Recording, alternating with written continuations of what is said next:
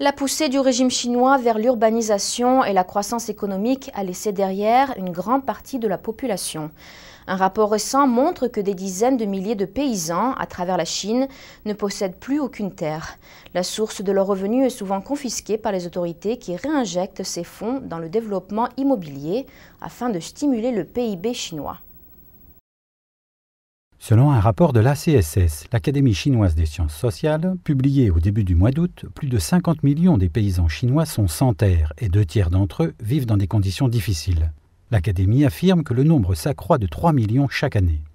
Le rapport 2011 de développement urbain de la Chine identifie les paysans sans terre comme un groupe unique dans la société, qui sont les perdants de la poussée de la croissance nationale du PIB.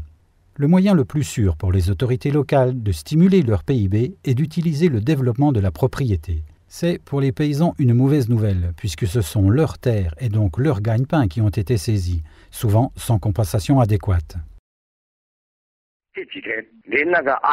Ces derniers jours, les paysans sans terre, Nanhui et des Hefei sont venus me voir. Les informations que j'ai eues sont dévastatrices. Je pense que les paysans chinois sont les plus malheureux du monde. Ils ont été laissés à la traîne par l'État et la société. Mon cœur est très lourd. Une fois les paysans dépossédés de leurs terres, leur moyen de subsistance devient un souci majeur.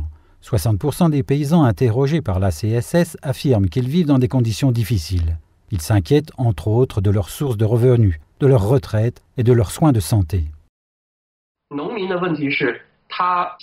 Le problème pour les paysans est qu'ils n'ont pas de sécurité sociale, pas de sécurité d'emploi et pas de sécurité de retraite. Et à la base, pas de soins de santé.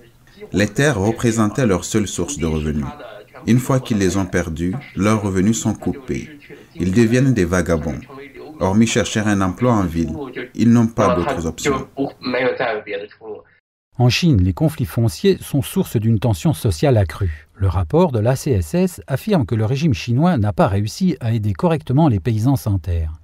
Il affirme que 60% de ceux qui manifestent auprès des autorités le font à cause de leurs terres. Un tiers de ces cas provient directement des saisies foncières.